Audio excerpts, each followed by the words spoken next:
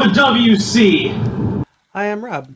Welcome back to the RIWC, and today we are working in the Helix. We are going to go over some of the Digitrax stuff that we are going to be using, and the simpler form of our setup. So we're going to go and look through that and explain a couple things. Understand that right now the only thing that works on the on the layout is one line on the Helix. So this is the basic setup of our Digitrax system. Like I said, only one track is running at the moment, so we'll go through this slowly for you. This over here just off screen is our power supply. It is a Digitrax PS 2012E, so that's Papa Sierra -2012 Echo. Coming into the PM42, which is this piece here, and that's going to power that. Right now we have a DB150, a Delta Bravo 150 Digitrax right up here as our command for starting out. The throttle here is a DT402R, or Delta Tango 402 Romeo. It is radio equipped, but we are not using that at this time. This little piece down here is an Acculite breakout board. So basically, when you first get the PM42, it comes with this guy, and you can solder to these tabs and do what you got to do. However, you'll find that there's a lot of tabs, a lot of counting, a lot of soldering, and although I don't mind soldering, it's a little much. So this breakout board works out very nicely. The power from the PS 2012E comes into these two right here, and that powers the board. And then the command, your rail A and B, can come into here, and then if you have another command, it would go into this one right here. Since we only have one, it's just the one. Like I said, I'm showing you a basic setup. There is a ground right here, comes back into the ground of the DB150, and then these sections right here are going out to your tracks. And if you have it set up as your PM42 is like a reverser, you need to change your settings and your setup a little bit. But this is meant so that way when we have all four areas powered up, if we have a short or a derailment that causes a short in one area, this, let's say it's on this area will stop, these ones will keep going. So right now the inner loop of the Helix is this area, none of the other ones are set up.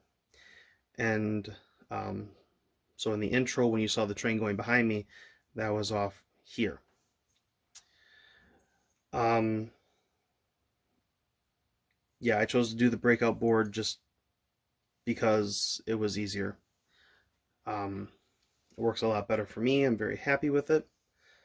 Like I said, I don't mind soldering. I solder on the layout all the time. I solder in the locomotives all the time. This was just an easier for me.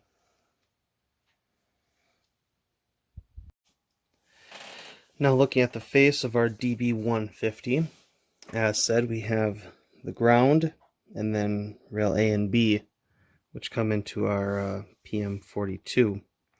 We still run command out of the local net here, the local net into the throttle. So there is that. Also notice though that you'll see that the DB150 has its own independent power supply. You want to keep the DB150's power supply separate from this power supply of the PM42. There's many reasons for this. If you really want to get into the reasons, go jump on the forums. But just For the sake of this video and keeping it simple, you want them to be separate.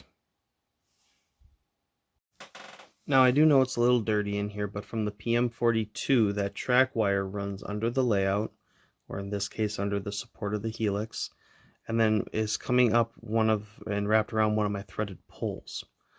Now, part of the reason I left the mess here instead of cleaning it up is because you can see all these little shavings all over the place. Well, I shaved the side of the wire, and then with my lead to my track being solid and my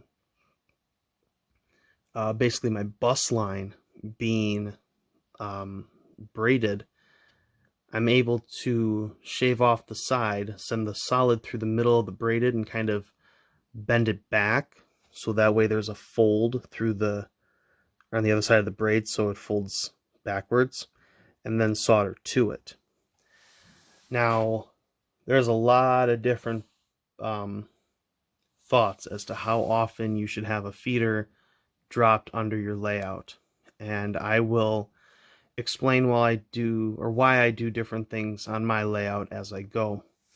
But basically on the Helix here, there's one every level through this rod on that line, and it's moderately unnecessary on this, but I want to make sure I have plenty of power. I don't plan on running long and big trains, but I don't want to be one of the layouts where when one feeder goes out, the whole layout's down, or that whole section's down. So I will have a couple things that are a little redundant, but the important part, and you're about to see here, is that when you solder to the track, you make sure that you stay low enough where everything can get across it.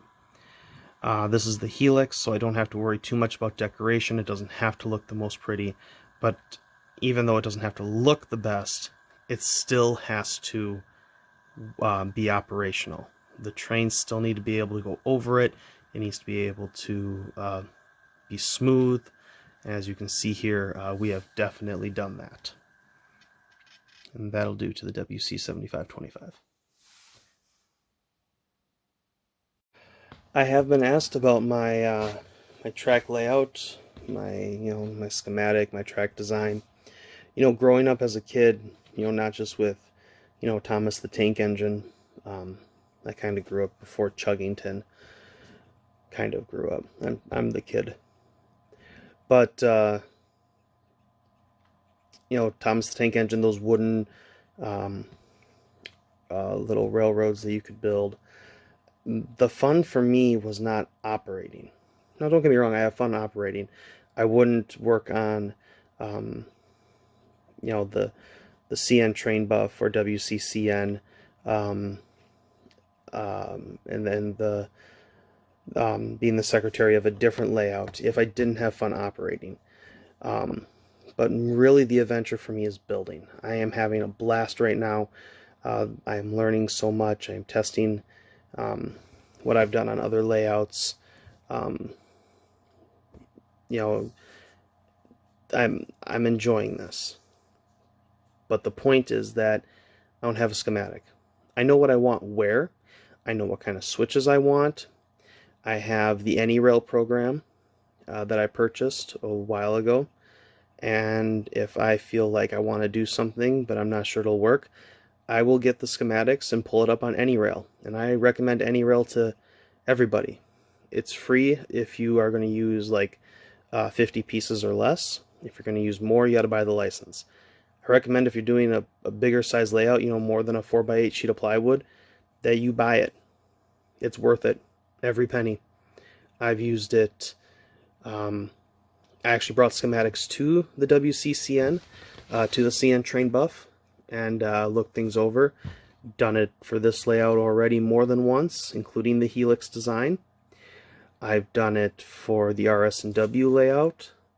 I've done it for a bunch of layouts. I mean, it's really a good program, a neat program.